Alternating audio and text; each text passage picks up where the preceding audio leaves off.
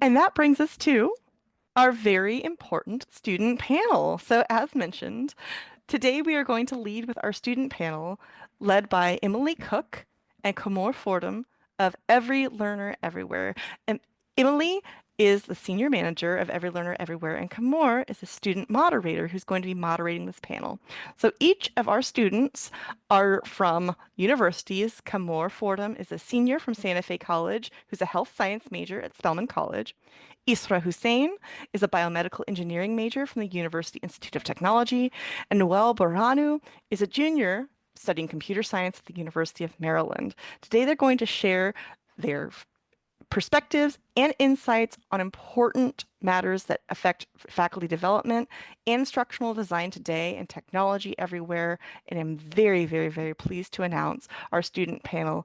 Thank you so much, everybody, for joining us today. Let's give them a great round of applause for our student panel today, kicking off TOPkit Day 3.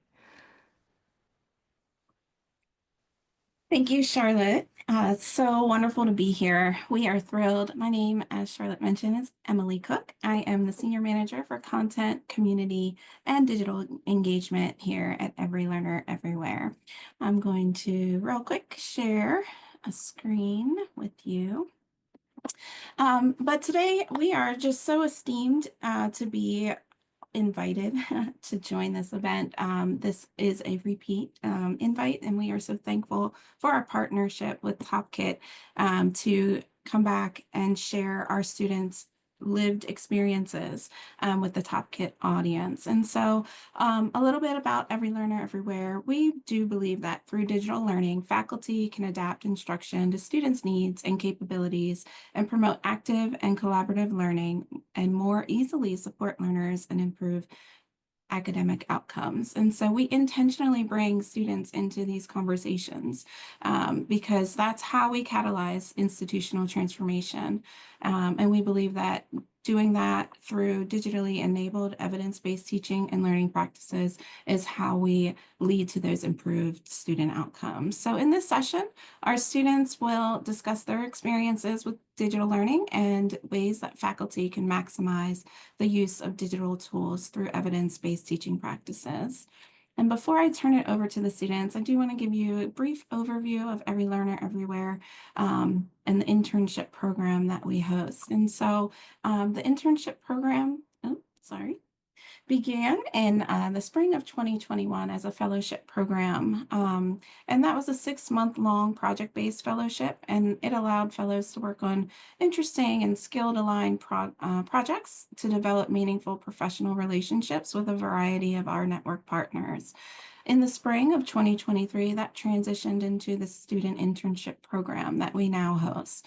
And we're able to take on about 5 to 8 students per year to help us with meaningful projects that they can add to their portfolios. That might be resources, that might be a lot of student panels, as you're witnessing here today, and various projects that are really going to help those students build their skills, engage in this important community, and really help shape higher education through their experiences with digital learning. And so the internship is typically 12 weeks, and it is both paid and remote.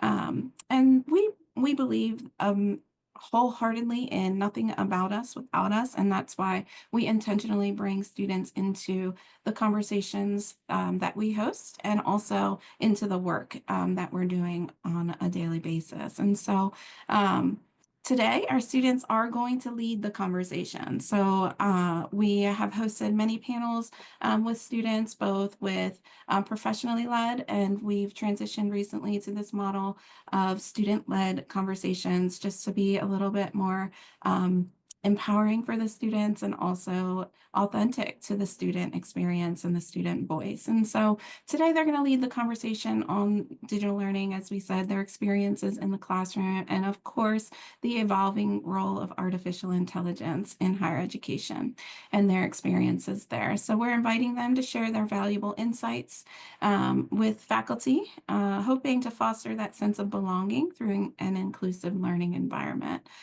So their perspectives on the ways active learning and digital tools can increase the student participation. It's really valuable. And they're going to share some practical ways that faculty can utilize instructional transparency to ensure that students understand what's required of them, how they can succeed in the class, and why assignments and activities are being done. So I am extremely honored and privileged to work hand in hand with our student interns in this work. And I am incredibly honored to introduce the panel to you today. The panel is being led by our former intern, Camore Fordham. She comes to us from Spelman College as a health science major on a pre-med track. We are thrilled to have Camore join us again. And Kamora is going to introduce herself and then invite our two panelists who are current student interns, Noel and Isra, to introduce themselves as well. So Kamora, over to you. Hi, everyone. I'm so excited to be here. As Emily said, my name is Camore Fordham. I'm a senior health science major on a pre-medicine track attending Spelman College. And like I said, I'm so excited to share my insights alongside my peers. Noah, do you want to go ahead? Yeah, I can take it over. So yeah, I'm Noel. I'm a junior, computer science at the University of Maryland. I've been up to a few things, but before I talk about that, I want to talk about my introduction to computer science in a sense. Growing up, I didn't really think of it as an actual suitable career path for myself, so I saw my little brother one day on code.org, and me and him have a very competitive thing going on, so I saw him doing code.org, and I thought maybe I could do that better than him. So I started doing code.org on myself, and that ended up leading me down a track of looking at software as an actual career path for myself. And yeah, so now I'm here, and I've been with Every Learn Everywhere for the past 6 weeks, and it's been a great 6 weeks, as much as I can say. And I'm excited to be here with you guys on this panel today. So thank you.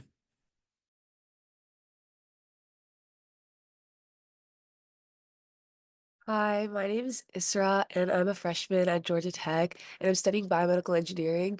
And my path is kind of different from a Noel's. For me, I always thought like I'm gonna be a doctor, I'm gonna be a doctor, like I'm gonna go med. And I'm still pre-med right now, but doing BME kind of integrated that like technological aspect, while also like focusing on like a medical career. But like the future, I want to help with innovation, like medical innovation. So I thought that like suited me best. And I'm super excited to be here because AI and just like how it's affecting us in our everyday lives really interests me.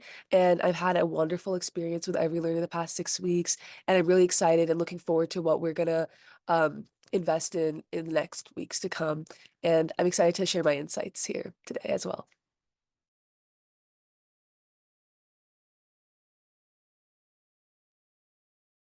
All right, thank you for introducing yourself. Once again, I am excited to be here. So we're going to go ahead and jump into the questions. So the first question is fostering a sense of belonging through an inclusive learning environment leads to safer or more welcoming spaces for learning. Please share an experience where faculty and digital tools or curriculum to intentionally build positive relationships, address individual needs, and cultivate a safe space for learning and self-expression. Ezra, do you want to go ahead and start with that? Yeah. So for me, I think that inclusivity specifically is when I see informality kind of like be integrated into like the classroom in a sense that when teachers give like discussion boards or they kind of like have other students interacting with one another, that's where I find like a more welcoming and more warmer like space in the class. And I also just look forward to learning in that class better when I see that the professor, the teacher is like actively trying to make other students connect. So for me, whenever a teacher like puts like a Padlet or like a discussion board with questions and like other students can answer one another and then the professor kind of like chimes in as well. Um, that for me just like helps me have like a more safe space in learning. And I think that having a more interactive environment by utilizing AI by like discussion, that's what's really good for like a safer environment. So I can take it over now if it's my turn. So, kind of piggybacking off of what Isra just said. I had this one experience in my freshman year of college where my communications teacher actually introduced us to a website called Daybook, and Daybook would allow us to answer daily prompts from the teacher. So it would be prompts about communications, about how could you improve on this and that, and we could either respond publicly to our peers, or we could respond privately to our teacher. And sometimes she would include mental health prompts like, how are you feeling today? Because our teacher understood that freshman year of colleges can be a stressful time for people who are like their first time being away from home and certain other situations that can go on in their life. So giving us that, I guess, method and platform to speak our minds freely without, having any worries of, you know, not being heard, especially in a communications class, I believe was really helpful for us. And I think that allowed me to be comfortable with my voice in a setting where I usually wouldn't be. So I think integrating AI into that would be very practical. I mean, AI is becoming really, the forefront of what we have. So if we could somehow find a way to integrate AI with that, that would be a great um, opportunity for students to have in the future. So I guess that's my experience with that question. I agree with both of y'all. I feel like my best experience with a digital tool was when community was involved, so the classroom and the teacher, whether that was putting, I know one of my English teachers, she likes to put like how do you explain, like a mind map on the board about what we're reading, and then we talk about it. So it's like we're using the digital tool, but we're also congregating and we're talking about it outside of the digital tool. And I feel like that's the best way to integrate it. Also, I really like how your teacher Noel included the mental health. I feel like that's important to use with students and digital tools, because a lot of times teachers are very black and white with things and not, really, working with their students. So yeah, I agree with both of y'all. And that moves us along to our next question, which is active learning with digital tools can increase student participation in learning and enhance student engagement. Have you had a class where the instructor engaged students as co-participants in the learning process instead of only listening, reading, or watching to learn? Students were encouraged to participate in deeper and more engaged learning activities such as discussing, reflecting, questioning, applying, problem solving, and creating, supported by digital teaching and learning tools such as multimedia content, virtual breakout rooms, live collaboration tools, gamified learning content, and simulations. No, Noah, do you want to go ahead and start with that one? Yeah, for sure. I can start on that one. I think I did have one experience of something like this where the teacher and the student was kind of on the same playing field. I took a government and politics class my sophomore year where we actually had to band up with another classmate, and we would represent a country, and we would debate, I guess, in a Socratic seminar style sense of like how we could improve the climate change situation for the world. So kind of like a model UN thing. Um, it was definitely interesting because our teacher usually was very commandeering in the class, and it was very essay heavy and exam heavy. But that was the first time where the teacher kind of stepped down and said, "Okay, I'll let the students do the work on the front end." So for the first part of the exam, or first part of that, I guess, project, I would work with my collaborator to make a plan on how we could improve climate change, and then the second part would be using breakout rooms and Zoom to debate in the Socratic seminar with the other countries, quote unquote. So I guess that having the student in the playing field, and like also our teacher was a moderator during the breakout rooms and all that. So during the actual Socratic seminar, so having the teacher, stoop down and becoming like, someone who's more understanding, someone who's more of a, I don't know, a guider in a sense, or just a moderator was very helpful. So, it actually eased the tension of the situation, especially for the situation in my class. And I think that's something that a lot of teachers can, take inspiration from and take guidance from, where they stoop down and, I guess become more helpful and become direct leaders to the students instead of being a commander, if that makes sense. So I guess that's kind of my experience with that. So for me, I agree with you, but for me, the biggest difference that I've seen is like in more of a STEM. Like whenever I'm in a STEM class, I'm always just thinking to myself, how are they going to integrate AI? And I always find like teachers, when I'm in a STEM class, they're more like strict on that, and it's kind of harder to like navigate with like a physics class. But for me right now, I'm taking physics, and my teacher is really, really open about how she utilizes AI in the classroom. So we have one like AI tool that we use, AI Plato, and it's basically she like gives us questions that we have to do, and then the AI, like the generative tool, it like creates more questions based on like how fast you did it or like what steps you used to take it. And it kind of like works with you. And then after that, we like group up with other students and then we talk about like the questions, like how our process was, and then our teacher kind of like hears all of our feedback, and then from there she makes our problem sets that we have to turn in for our homework. And then the AI Plato assignment, it's not graded, it's just like something that she utilizes to make our lives and her lives easier to understand like where we're at. And then also for like virtual lab simulations in the classroom, for me, like lab is just always really difficult, especially like in person when it's like super long. But in my chemistry class, we did a virtual lab simulation where the teacher kind of like was also hands off, just like Noel kind of said. And like we were put in a breakout room again, and we worked with other students and kind of like went from scratch and then like built from there. And we used the tool to kind of like enhance our learning. But I thought it was really interesting because like our teacher wasn't like involved at all. It was really, really student led, and hands-on and interactive in a different sense than just like being in a lab. And I learned in a completely different way. So I think when teachers integrate AI in that sense, um, it helps students really get a grasp in a completely different way than just like the traditional way of learning. So I really appreciate that. I agree with both of y'all once again. And Isra, I'm STEM too, so the simulations we tend to do a lot too, and I feel like that helps, especially building connections between students as well, because they kind of let us figure it out, and then the teachers come in after and they allow AI to correct it first, but then they give their explanation of why it's right or wrong. So I feel like that really helps with engagement and active learning, which goes to the next question, which is digital tools can enhance instructional transparency. Platforms like learning management systems allow instructors to make learning outcomes, syllabi, assignment, rubrics, and feedback channels easily accessible. What are some practical ways faculty have utilized digital tools to ensure you understood what was required of you, how to succeed in the class, and why assignments and activities were being done? Ezra, do you want to go ahead and start? Yeah, for sure.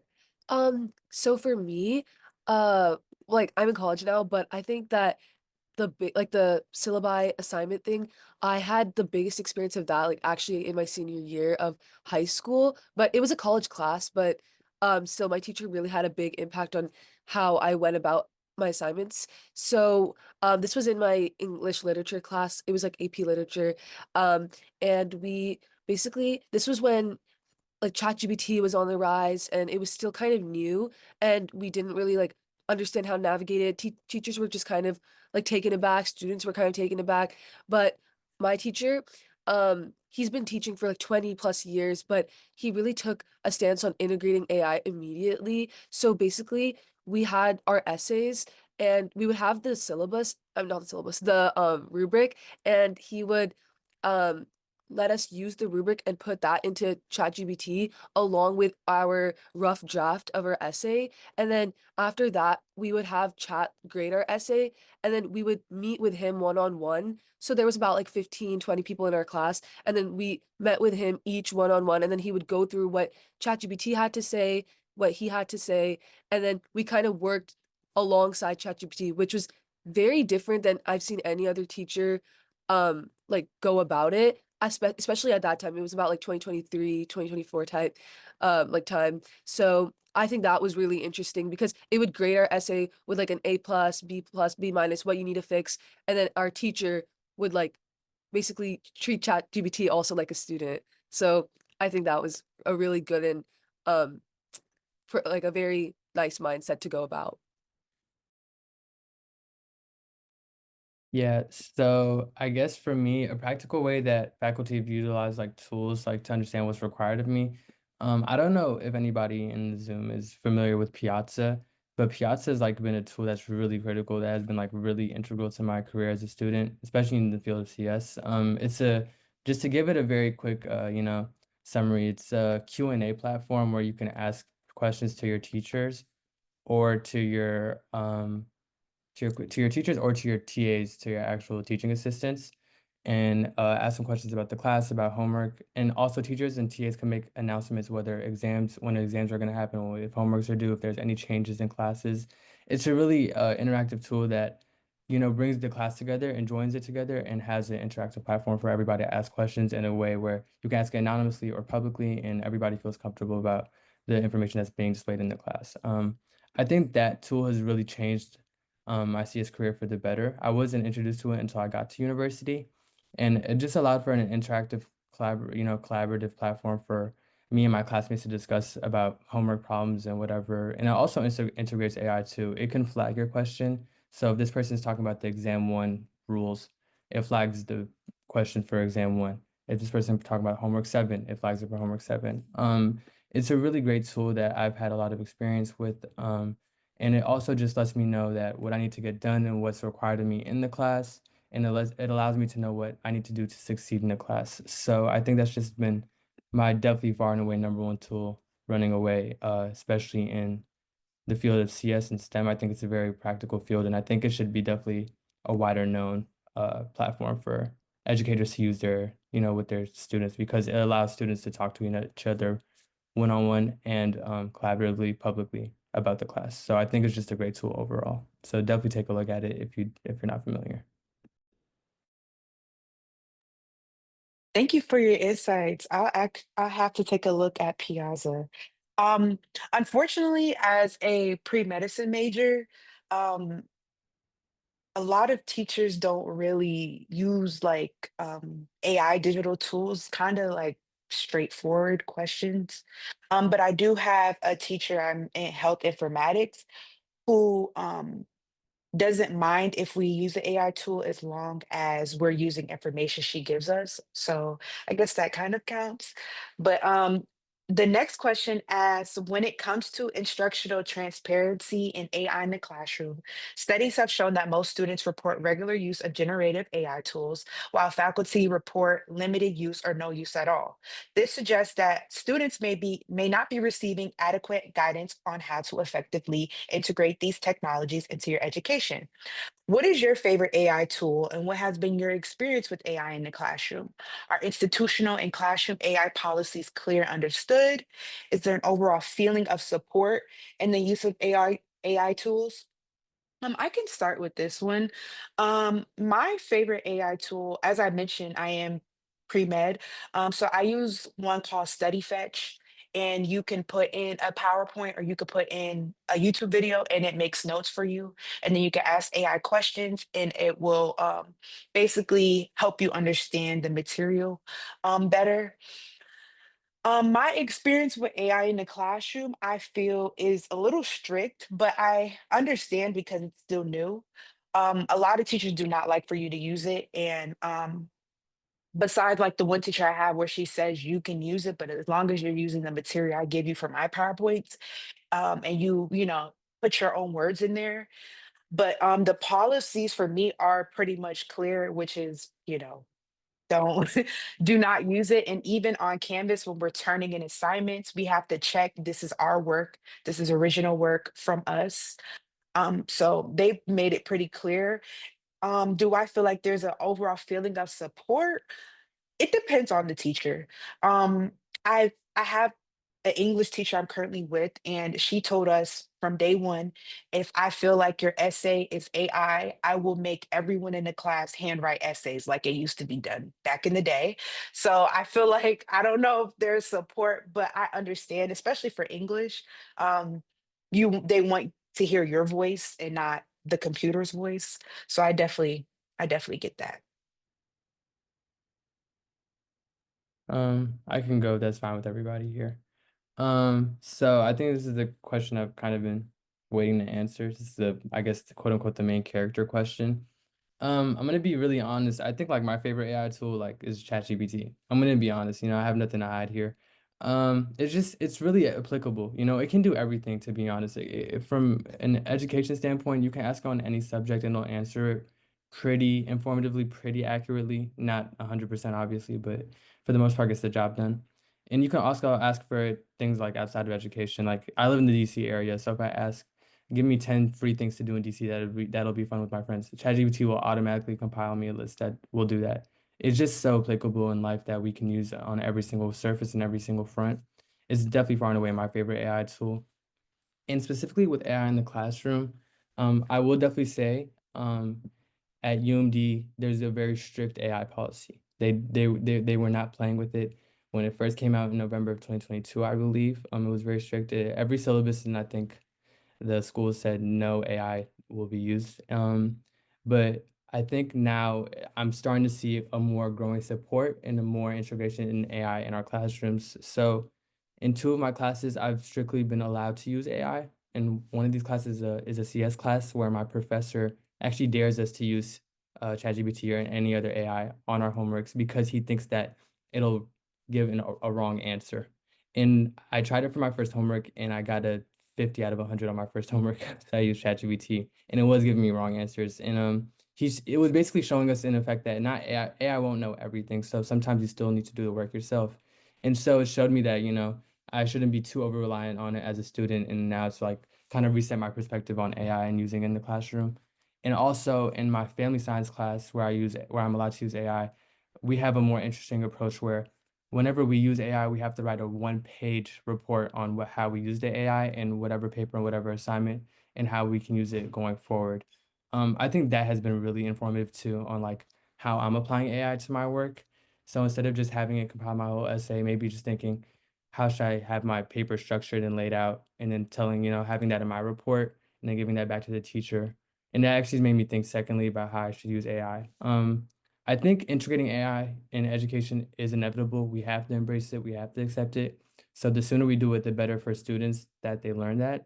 And the fact that, for example, the AI report that my teacher would compile me, I think we should have students all do that so that they can know how to integrate AI more successfully and I guess less in a cheating sense, in a generative sense of how to do it. So I think that especially the UMD, the sense of appreciating AI and integrating it is becoming more widespread. And I'm hoping that becomes more widespread through, all foundations of like every school in the nation. So that's my like perspective on integrating AI.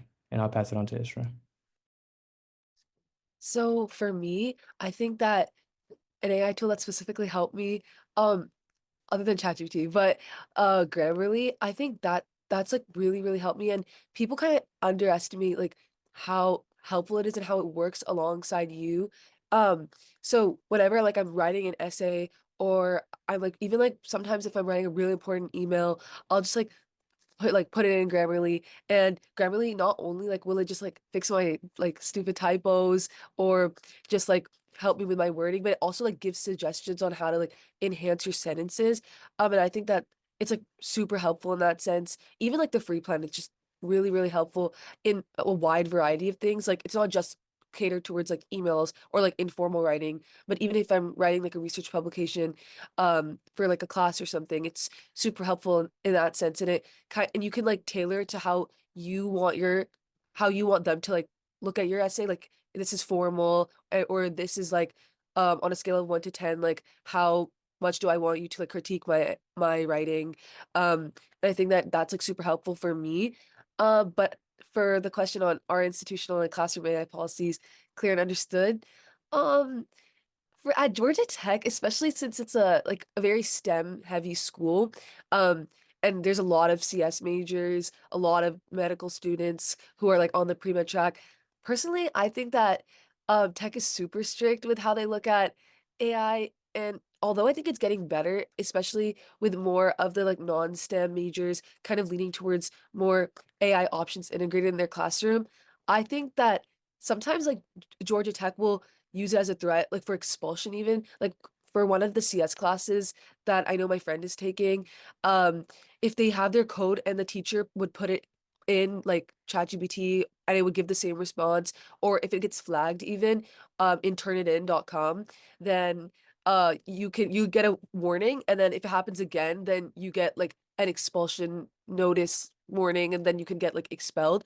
But for me, I think that you can never at this point you can't even tell like what's AI and what's not because of how AI kind of like generates their responses. And I think that it's not an accurate sense on looking at if you've actually ChatGPT this or if you've actually used AI. And I think just having that one like hard thing where it's like, oh, you used AI and just kind of like telling a student that you did, even though some students I know like don't even use AI and they get like flagged for it because of how like how Turnitin.com, for instance, will just flag something, but it's not for sure that they use that like ChatGPT or an AI platform. So I think having that balance and kind of working alongside students instead of going more on a like defensive mindset, that would really help with kind of like normalizing, kind of like what Noel was saying, normalizing AI in the classroom because inevitably that's what's going to happen in the years to come. Because for me, I think that there's more good than bad. And then, is there an overall feeling of support when you use AI tools? I kind of touched on that, but I think slowly but surely, I think it's like starting to happen. And I think that as long as teachers work in tandem with these tools, instead of like a threatening way, then I think I see good in the future with its usage.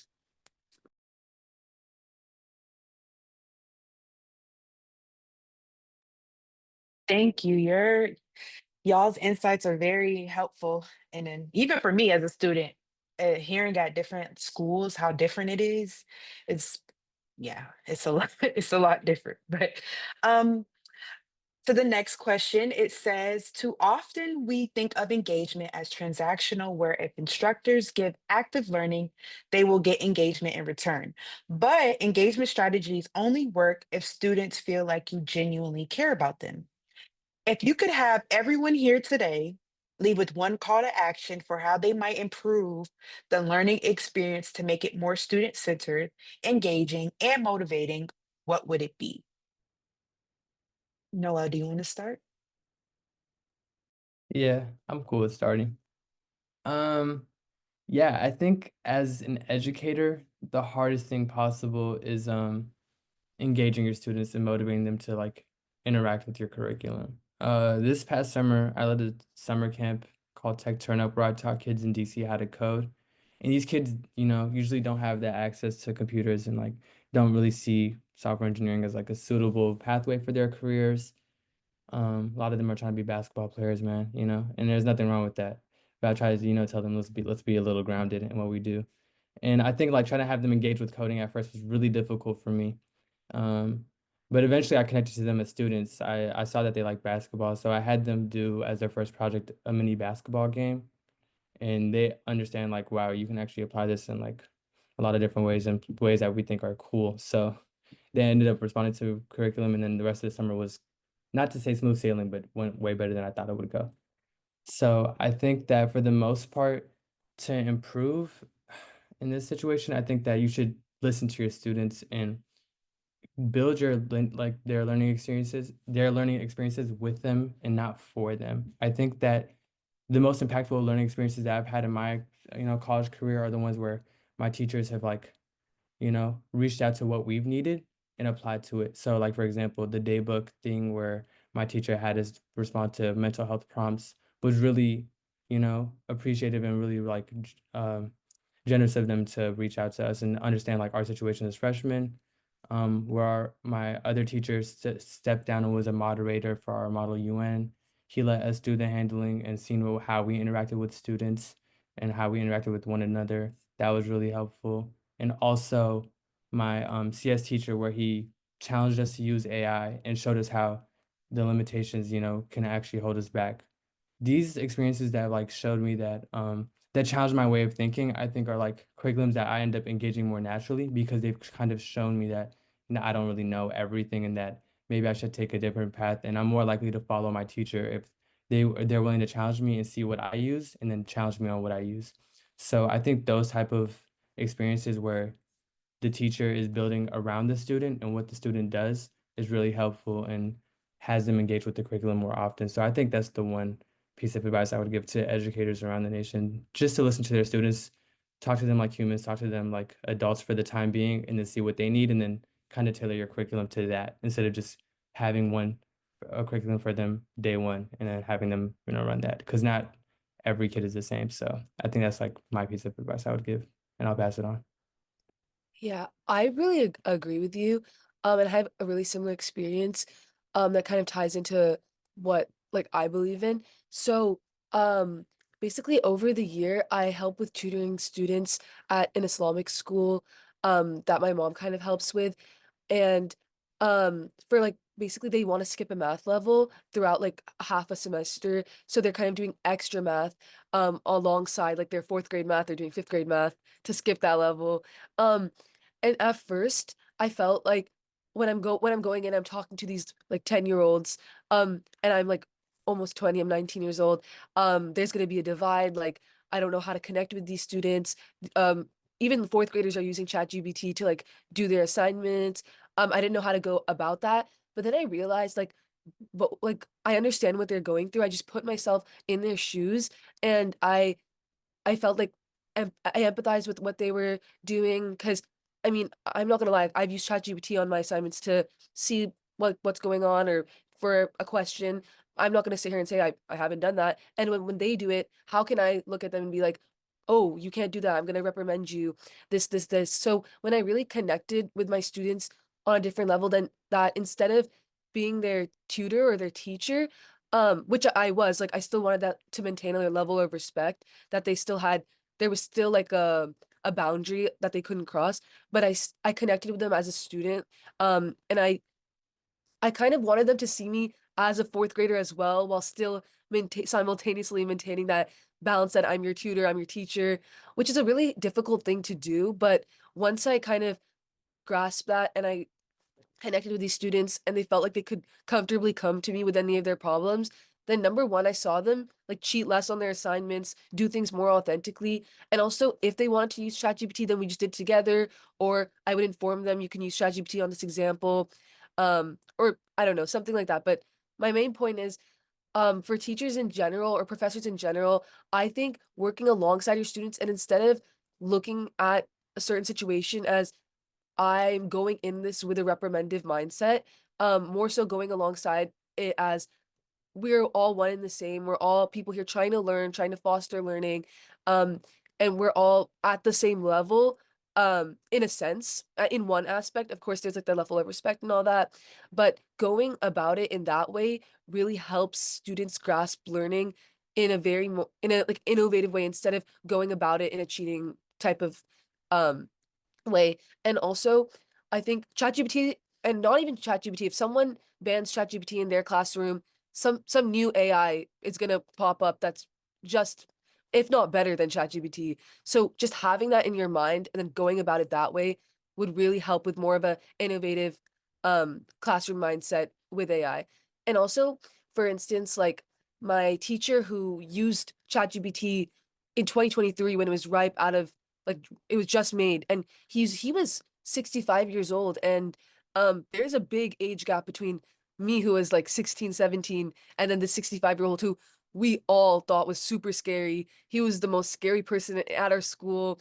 Like if he complimented you, it's like you frame that theoretically in your head. But him using that and him having a more like innovative approach.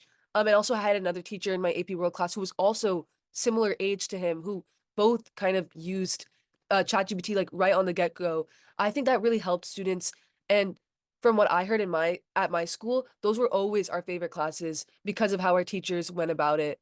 So sorry, that was kind of a long response and not really a one sentence response, but I hope you know what I'm getting at, that just be one and the same and use it in a more innovative way.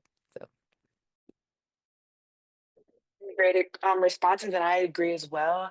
I feel like as an educator, you should focus on what your students need. I know, y'all are um, educated as well to help students, but I feel like sometimes to make um, classrooms flow better, I think the student voice really does matter, um, especially for engagement wise to help the student and to help the teacher.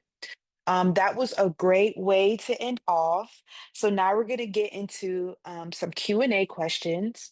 The first one I have here is, how can we really help you do better and feel more connected if you are in a fully online course program or other software synchronous meetings?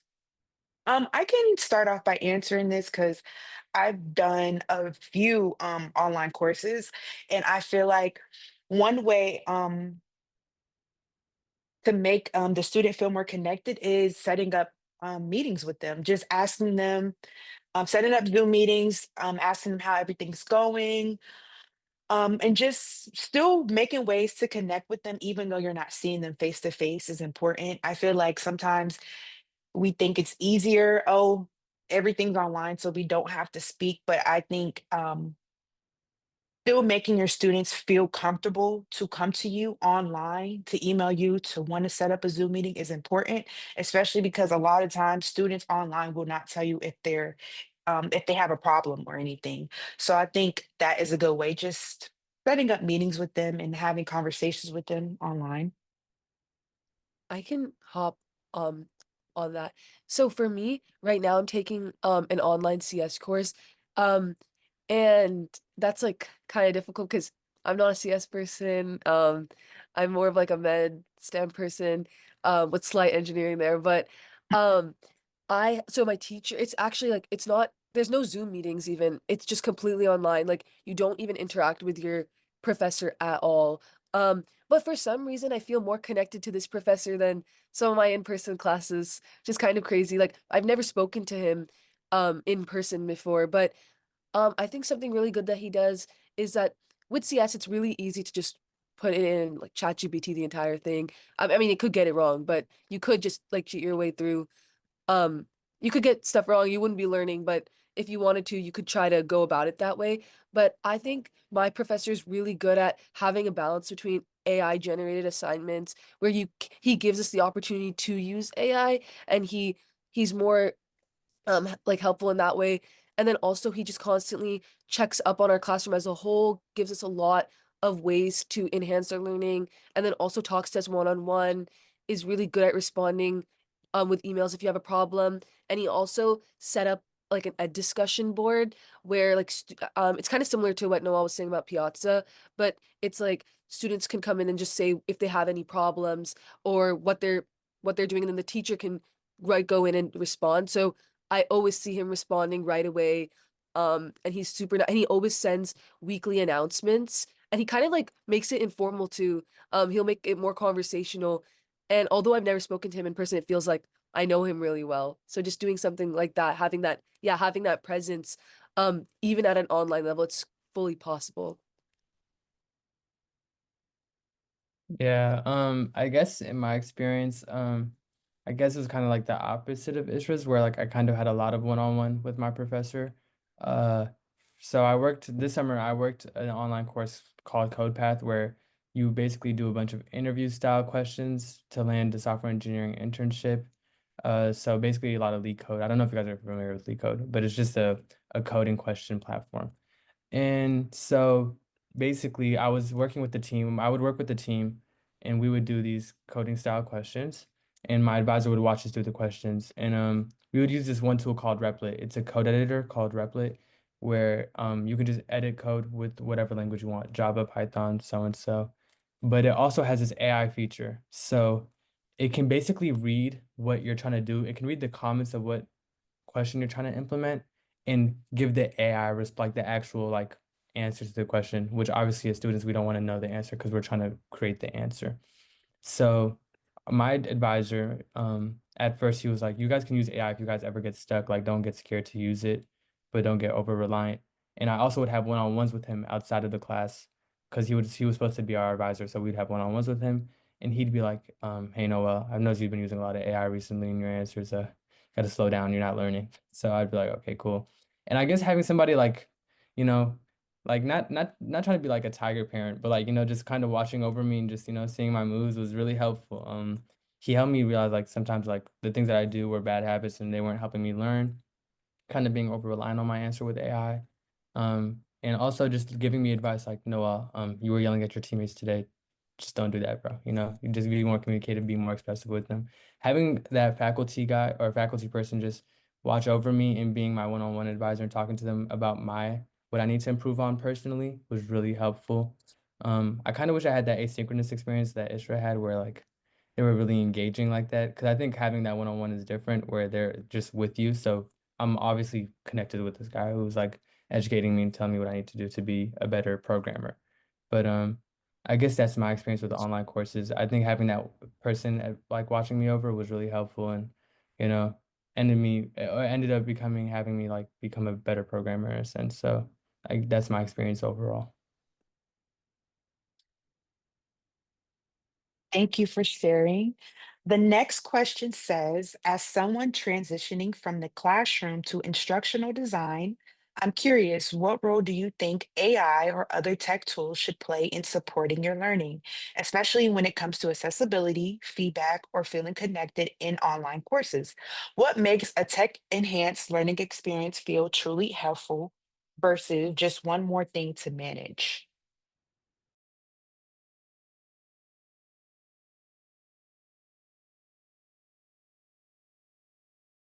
Is it me? Is it me? I'm supposed to go?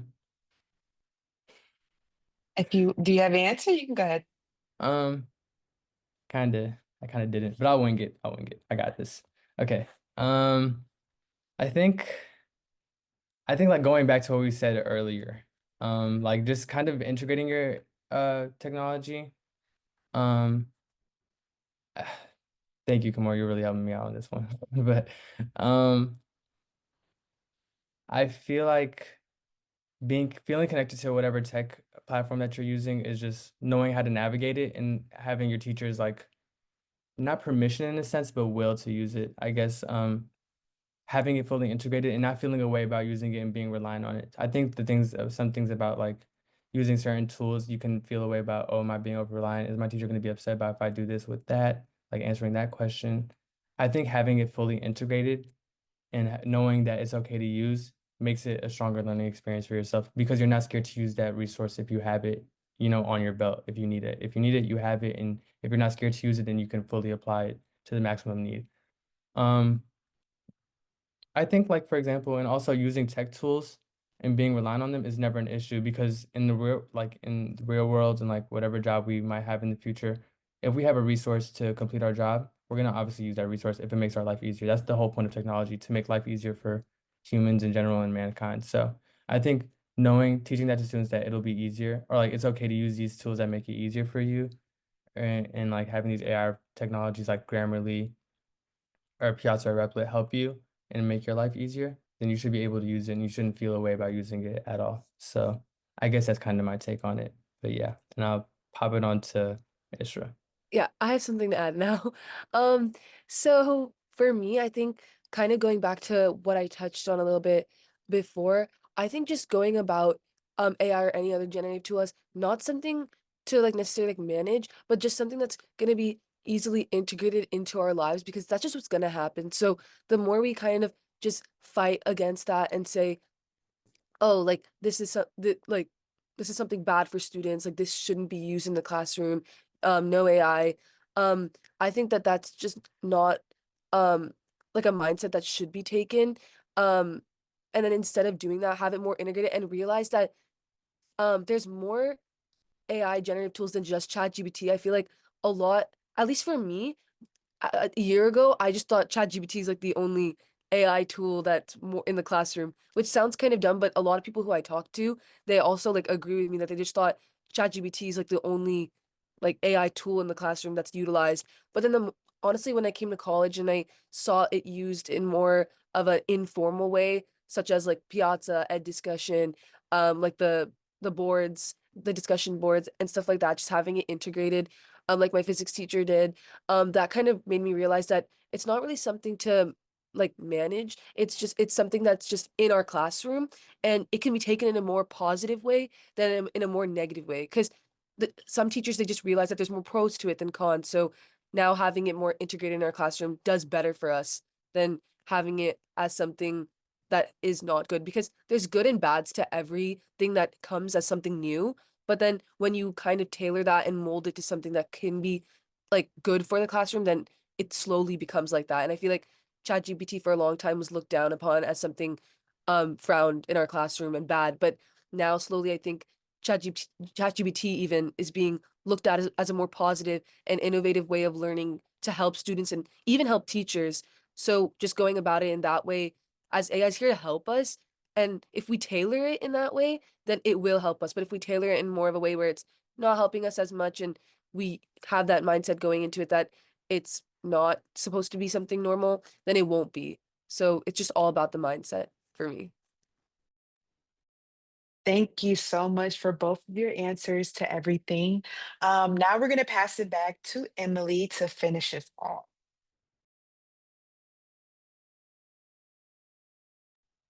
Thank you. Thank you so much, Camore, Isra, and Noel, for your invaluable insights. I know faculty truly value hearing from students directly as opposed to others. And that's why we bring students into this work. We had a student intern, Kiara Williams, who participated at a major conference. And they were invited to present in a lightning round. And the first thing she shared was how hard it was to believe that this was a conference about improving teaching and learning, and she was the only student at the conference. And so we've taken that to heart and made it our mission to bring students alongside us, as Noel said, in the work that we do and share their voices as much as possible. One thing we did not mention is that Every Learner student interns have been working on and continue to work on an AI toolkit. I was following the chat and there was an idea to have kind of a toolbox. So we are creating that. Camore and her cohort last semester developed a PDF part of the toolkit exploring AI tools that are out there that students and faculty might be using and the solutions that they provide. And our current student interns, Isra, Noel, and Tanaya, are also expanding that research. They're going out into the field on their campuses and understanding what tools are being used on the various campuses, both by faculty and students. So we anticipate that toolkit to be available this year at some point, and also it will be including a two-way component where we're going to input all of the tools that we learned about in our research, and then also encourage users and readers to input tools that they're using as well. So stay tuned. We invite you to follow Every Learner Everywhere. We invite you to subscribe to our newsletter, learn more about the students, the internship program, and also invite your students to apply as we release our application at the end of each cohort. So thank you so much for this opportunity. Again, thank you, Camore, Noel, and Isra, for sharing your lived experiences and insights with this wonderful community. And I will turn it over to Charlotte. Thank you. Absolutely amazing. Thank you so much, our amazing panelists, and Emily for helping and sharing your insights. Truly, as mentioned, we really, really do find your insights invaluable, and all too often the student voice is not heard. So I'm going to turn it over to Sue Bauer next, who's going to be moderating our next session. And again, thank you so very much, all of our amazing panelists. Thank you, Camore. Thank you, Noel. Thank you, Isra.